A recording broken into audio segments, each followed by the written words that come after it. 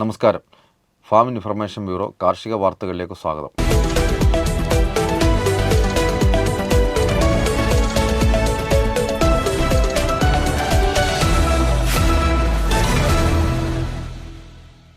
നാളികേര വികസന ബോർഡ് നടപ്പിലാക്കുന്ന സുസ്ഥിര ഉൽപ്പാദനക്ഷമത വർധനവിനുള്ള സമഗ്ര കേര വികസന പദ്ധതിയിലേക്ക് അപേക്ഷകൾ ക്ഷണിച്ചു. ഈ പദ്ധതിയിലേക്ക് അപേക്ഷകൾ സ്വീകരിക്കുന്ന അവസാന തീയതി മെയ് 22 വൈകുന്നേരം 5 മണി വരെയാണ്.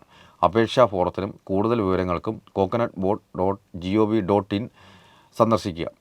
കേരള വെറ്റിനറി സർവകലാശാലയിലെ 4 സ്ഥാപനങ്ങളിലേക്ക് 2026-27 auditing, GST, IT filing, balance sheet തയ്യാറാക്കൽ എന്നിവ ചെയ്യുന്നതിന് C&AG എംപാനൽ ചെയ്ത ലിസ്റ്റിൽ നിന്നും ചാർട്ടേഡ് അക്കൗണ്ടിംഗ് സ്ഥാപനങ്ങളിൽ നിന്നും താൽപ്പര്യപത്രം ക്ഷണിക്കുന്നു.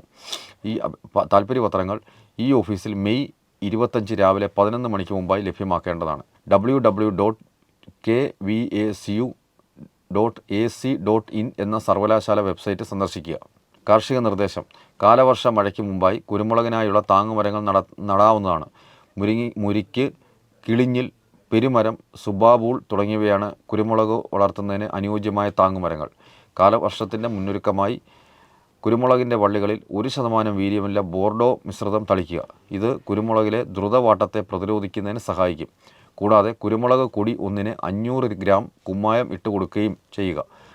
ട്രൈക്കോഡെർമ സമ്പുഷ്ടീകരിച്ച ചാണകം 1 കിലോ ഒരു തടത്തിൽ എന്ന തോതിൽ ഇട്ടുകൊടുക്കുന്നതും രോഗങ്ങൾക്കെതിരെ ഫലപ്രദമാണ്. കാർഷിക വാർത്തകൾ സമാപിച്ചു.